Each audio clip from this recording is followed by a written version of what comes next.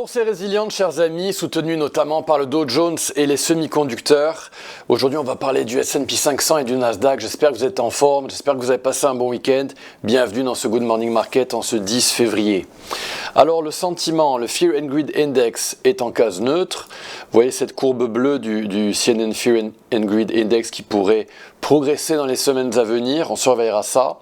Dans le classement des market caps, on a Nvidia qui avait fait une grosse pause récemment, on a Google qui est sur le podium, quasiment à la deuxième place, Microsoft qui a rétrogradé, Amazon qui est descendu notamment en market cap après les résultats, et pourtant le S&P 500 a bien tenu et le Nasdaq consolide, on va en parler aujourd'hui, restez avec moi. On va juste regarder ce que fait Google. Alors Google affiche un biseau haussier qui est une pattern, une structure de retournement de tendance en général. Et Google est descendu assez violemment, mais a comblé un gap après les résultats. Et donc du coup, Google tient, semble-t-il, et c'est une bonne surprise. Et on va voir donc comment ça s'est répercuté dans le S&P 500, qui lui aussi fait un biseau haussier en parallèle de Google. Donc cette vidéo, j'aurais pu l'appeler Google tient Wall Street entre ses mains, parce que Google est vraiment un élément clé avec évidemment les semi-conducteurs.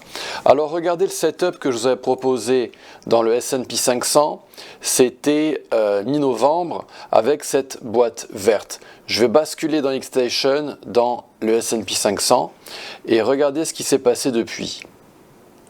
Donc on est dans le S&P 500, je vous réaffiche le setup, la petite boîte verte, elle est ici, je l'ai étendue sur la droite. Pour l'instant, ça tient, ce setup tient, mais par contre, on prend vraiment beaucoup de temps pour aller chercher des cibles. Alors, la cible dans le S&P 500 est à 7140. Voilà, 7140. On est venu chercher le retracement des 50% et on a du mal à aller la chercher, cette cible. Si on l'évite, on pourrait avoir un problème et on pourrait descendre dans cette boîte verte un support de Fibonacci en période journalière, voire même hebdomadaire. Donc, voilà, le S&P 500 va essayer d'aller chercher cette cible et pour aller la chercher, il va falloir casser cette ligne de résistance dans le S&P 500 et ce biseau haussier continue, je l'ai adapté, avant il était tracé comme suit et je le réadapte au fur et à mesure, on est toujours dans ce biseau haussier. Concernant le Nasdaq, alors le Nasdaq,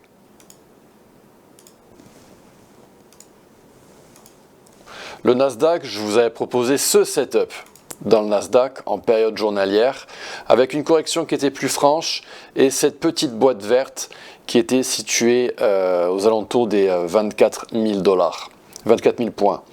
Et regardez bien dans le Nasdaq ce qui s'est passé, on est venu dans la petite boîte verte et on a réagi à la hausse. Mais par contre, on est venu la visiter une deuxième fois. Alors le Nasdaq, lui, son support de Fibonacci clé, il est situé à 23 877. Donc cette boîte verte, je vais l'étaler sur la droite. On est venu la revisiter une autre fois au retracement des 50%, on appelle ça de la défense algo.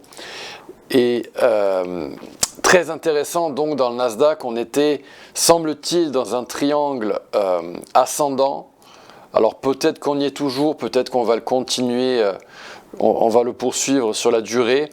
Mais quoi qu'il en soit, il va falloir casser les 26 400 points pour aller chercher cette cible des 27 361 points dans le Nasdaq. Donc le setup est toujours valide. Voilà, on va voir ce qui va se passer. Je vais zoomer en H4 pour vous montrer ce qu'il faut que le Nasdaq fasse pour aller chercher cette cible long terme. Le Nasdaq doit casser cette golden zone opposée à 25 543 points. On va peut-être faire un biseau haussier, la casser temporairement avant de retracer et aller chercher des supports de Fibonacci en H1. Je surveille évidemment cela pour vous proposer un setup sur ma page X.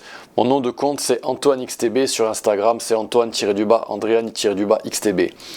Et voilà, suspense sur le Nasdaq, il faut qu'on casse cette golden zone opposée pour avoir des stop loss qui sont atteints parmi les algos qui shortent en H4 pour ensuite avoir le feu vert pour suivre les algos en H1 et on suivra ça dans le Good Morning Market. Chers amis, demain on analysera les métaux précieux, on analysera l'or et le silver. Et jeudi, je vous prépare une vidéo très intéressante sur Bitcoin et le Dow Jones. Très belle journée, chers amis, et à demain. À bientôt, au revoir.